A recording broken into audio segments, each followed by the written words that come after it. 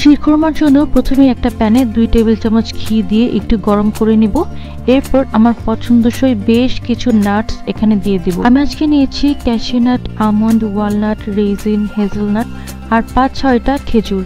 সমস্ত বাদামই আমি পানিতে ভিজিয়ে মাঝখান থেকে কেটে রেখেছি। এগুলো আগে ঘিতে ভালো মতো ভেজে নিব। খেজুরটা বেশিক্ষণ ভাজার প্রয়োজন পড়বে না, তাই আমি সেটা আরো কিছুক্ষণ পরে এর মধ্যে দিয়ে দিব। এবার খেজুরগুলো দিয়ে আবারও একটু ভালো করে ভেজে নেব।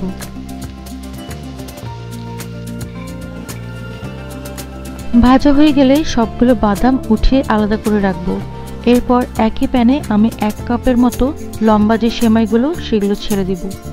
আপনারা শিরখোরমা আরেকটু পাতলা করতে চাইলে আধা কাপের মতো দিলেই চলবে।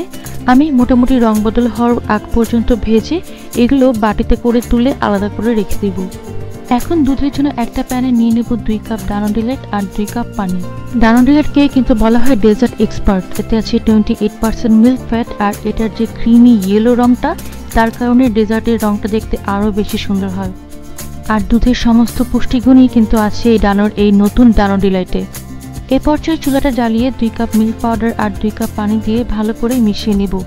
এর মধ্যেই কিন্তু দুধের রিচ একটা ইয়েলো কালার চলে এসছে। আমার ডেজার্টটাকে হেলদি করতে আমি কিন্তু এখানে চিনির বদলে ব্যবহার করেছি পাটালি গুড়।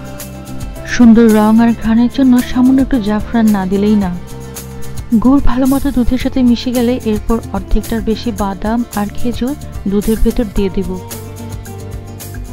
এরপর ভেজে রাখা সেমাইগুলো দিয়ে 5 থেকে 7 মিনিটের মতো জাল দিলেই হয়ে যাবে আমাদের শিরখোরমা।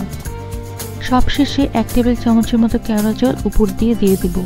যেই ভাজা বাদামটুকু রেখে দিয়েছিলাম সেটা বাটিতে সার্ভ করে উপর দিয়ে একটু গার্নিশ করে নিলেই হয়ে গেল আমাদের আজকের শিরখোরমা।